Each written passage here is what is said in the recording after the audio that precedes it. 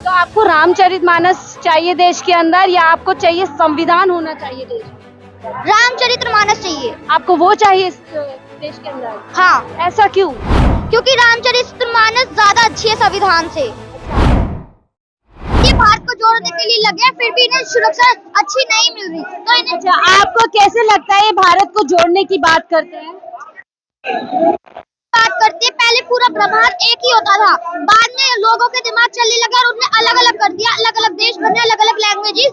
तो कोई हिंदू में क्या, कोई मुसलमान, तो कोई कुछ, इससे ही हुआ है। अच्छा, आप स्कूल में पढ़ते हो तो आपके टीचर्स ने बताते होंगे, आपके स्कूल में प्रार्थना भी होती होगी कि सभी लोग एक है, देश के अंदर हिंदू मुसलमान सब मिलके रहते हैं, तो फिर आपको क्यों लग रहा है कि ऐसे में सिर्फ एक धर्म को ही मानना चाहिए? क्योंकि एक ही धर्म है, बाद में अलग अलग धर्म बना दिए गए। आपको ये बताओगे, लक्ष्मण जी ने सूर्पनखा की नाक काटी थी, तो उनने नकाब पहन लिया था। और आपने देखा होगा, जो भी मुसलमान होते हैं नकाब पहनकर ही जाते हैं, तो उसी से मुसलमान आए हैं। ये आपको बात किसने बताई? आप खुद अपनी समझ से बोल रहे हैं या माता पिता ने बताई? जब मैंने राम कथा देखी और सुनी, जब मुझे पता चला इस चीज के बारे में कि जो ये मुसलमान है ये ऐसे नहीं थे, पहले सनातन धर्म था, बाद में सूर्पनखा की नाक कटी, उससे ये आए। अच्छा, हम जरा थोड़ा नीचे बैठ के बात कर लेते हैं, थोड़ा बैठ जाइए। आप ये बताइए, स्कूल जाते हैं, आपको पता होगा हमारा देश 1947 में आजाद हुआ था, और जब हमारे देश का एक स्कूल के लिए एक कहना चाहूंगा, ये कोई भी प्रार्थना लगा देते हैं, इससे अच्छा हनुमान चालीसा लगाए। अच्छा, स्कूल में आप हनुमान चालीसा बजवाना चाहते हैं? हाँ। ऐसा क्यों?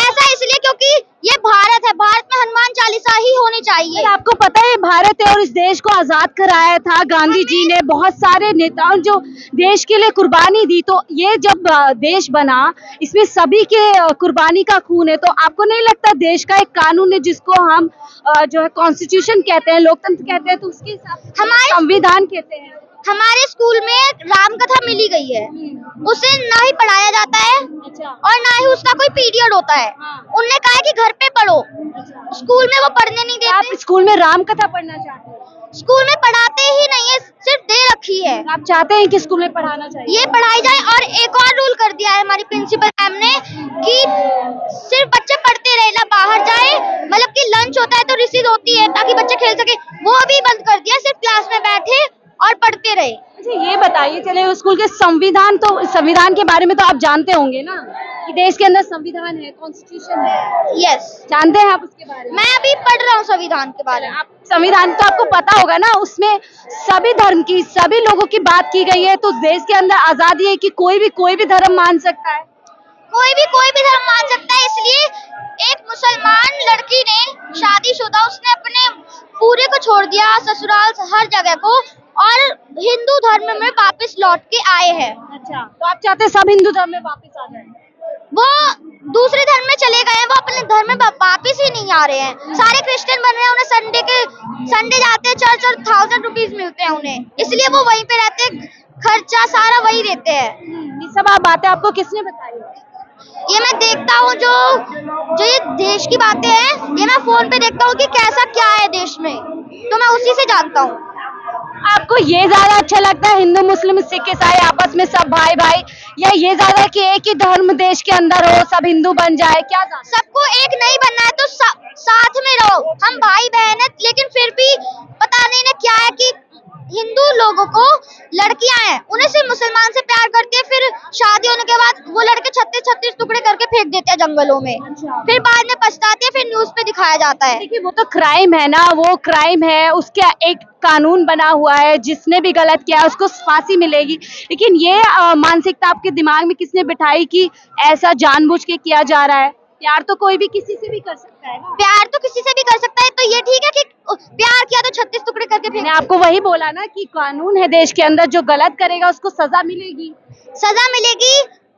जिसने रामचरितमानस चलाई है, उसका अभी पता नहीं चला वो जेल में है कि अभी बाहर घूम रहा है।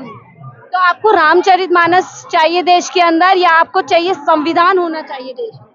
रामचरितमानस चाहिए। आपको वो चाहिए देश के अंदर? हाँ, ऐसा क्यों? क्योंकि रामचरितमानस ज्यादा अच्छी है संविधान से।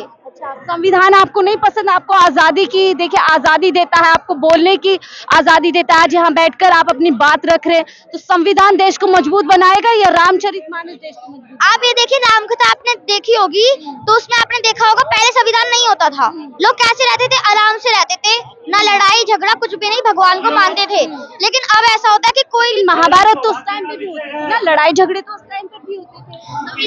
तो संविधान होता था तब संविधान हुआ तो अलग अलग हो गए सब। और अमेरिका जैसे कि राम कथा से जैसे दुनिया डेवलप होने लगी तो अलग अलग लैंग्वेजेस बना। बाबा आप जो अम्बेडकर बाबा हैं उनके बारे में भी जानते होंगे, जिन्होंने संविधान बनाया, उन पे आप पे विश्वास नहीं है? जब उन्होंने संविधान सबके लिए सोचा है, एक कानून, ताकि सब लोग खुश रहे, लेकिन लोग रहना ही नहीं चाहते हैं खुश, एक दूसरे पर उंगली उठाते रहते हैं। जैसे कि कोई गरीब इंसान बड़ा होता दिखता है, उस पर उंगली उठाने लगता है कि तेरे पास इतना पैसा कहाँ से आया, कैसे कमा रहा है, ब्लैक मनी कर रहा है, क्या कर रहा है।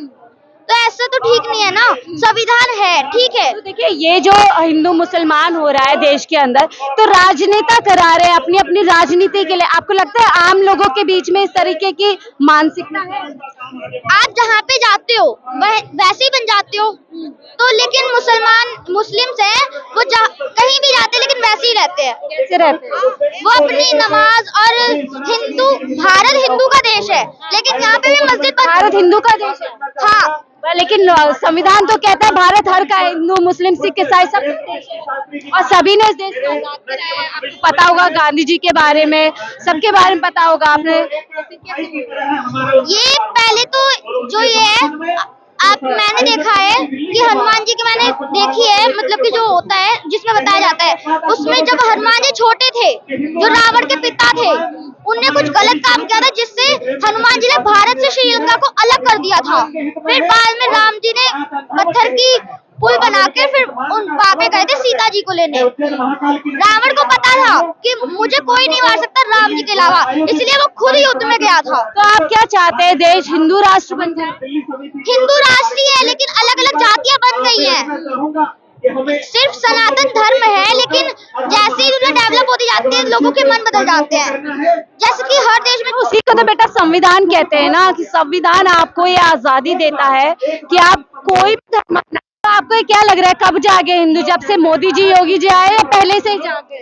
योगी जी आए थे और मोदी जी तो थोड़ी जागे थे, लेकिन अब जब हमारे गुरु जी आए तो पूरा भारत जगा रहे हैं। और विदेशों में, पाकिस्तान में भी भारत का झंडा गाड़ के आएंगे, पाकिस्तान तक जाएंगे झंडा गाड़ने। हाँ, और देश में भी झंडा गाड़ेंगे सनातन धर्म का, आप ये कह रहे हैं? हाँ, क्योंकि अलग अलग जातियां हैं, इसमें छोटी जाति बड़ी जाति ये देखा जाता है, ताकि ये ना देखा जाए सब एक ही माने अपने आप को, हम भाई बहन हैं। आप चाहते हैं सब सनातन धर्म में आ जाए, एक ही धर्म देश के अंदर? अगर उन्हें सनातन धर्म में नहीं आना तो कम से कम वो भाई बहन की तरह तो रहे, ये लड़ाई झगड़े क्यों कर रहे हैं? तो आपको लगता है मुसलमान लड़ाई झगड़ा करते हैं, सब लोग करते हैं?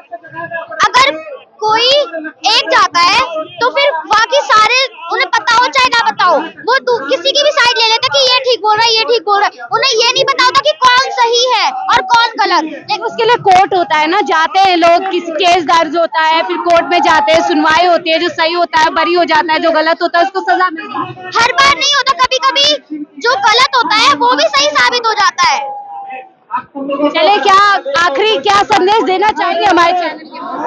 हम ये संदेश देना चाहते हैं कि हमारे गुरुजी को Z+ सुरक्षा दी जाए, ताकि उन्हें अच्छी सुरक्षा मिली जाए। मुझे ये सब कि वो हिंदुओं को जगा सके। हाँ, और मुझे ये समझ में नहीं आता, गुरुजी जब अपने रात के 2 बजे अपने भक्त की शादी में गए तो सबने कह दिया गुरुजी भाग गए। फिर बाद में पता चला वो उत्तराखंड के पहाड़ों पे है।